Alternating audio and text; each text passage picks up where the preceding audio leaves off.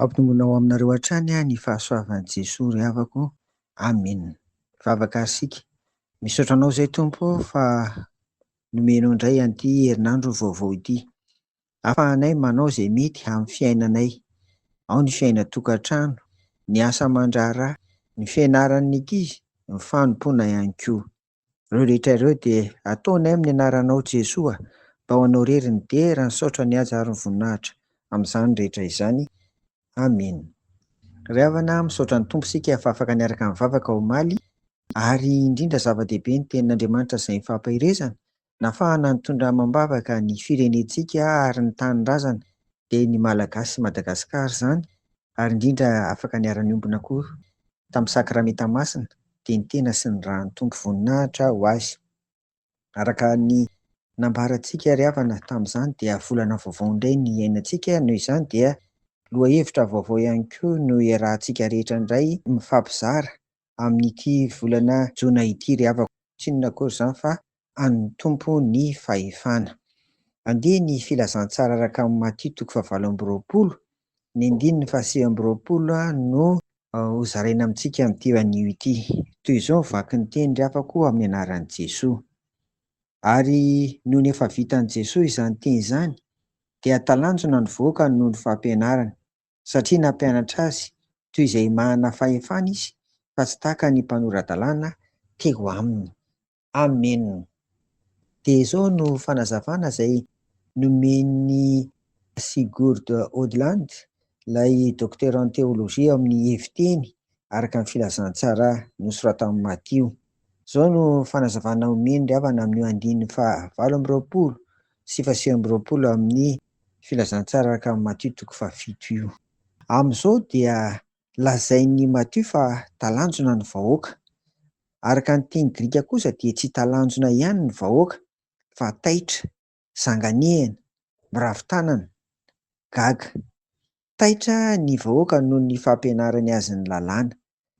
Ary ny zavatra mahagaga azy indrindra dia lazainao amin'ny 20 manao hoe nampianatra azy toy izay manam-pahefana izy. Dia fahefana tsy misy fetra, plein pouvoir, araka ny hevitry ny teny Grika. Izany hoe nampianatra azy toy izay nomen'Andriamanitra fahefana, tsy misy fetra Jesoa. Ka tsy ny hevitry ny fampianarana ihany no nahagaga ny vahoaka, fa ny fomba fitenin'i Jesoa sy ny ahafantatry ny fandaharany teny koa. Hitan'ny vahoaka mazava fa samy hafa mihitsy ny fampianaran'i Jesoa sy ny fampianaran'ny mpanoran-dalàna izay efa reny taloha. Fa ireny dia nampianatra azy fahendrena, vokatry ny zavatra nianarany sy ny fahazarany hampianatra ny soratra masina ihany. Izany no fanazavana ry havana.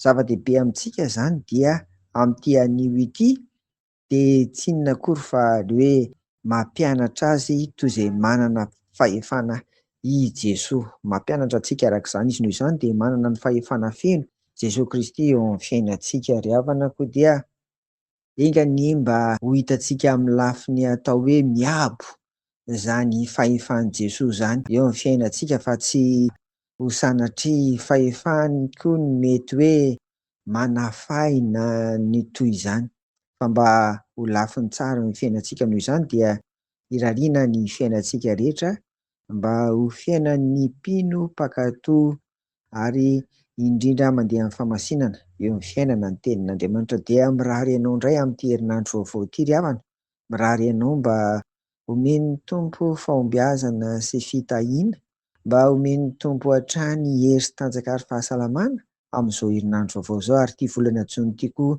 dia volana andraisantsika traikefa vaovao indray amin'ny fiarahana amin'ny Tompo anie. Dia ho aminao fitahiany feno. Amen. Andehantsika hivavaka.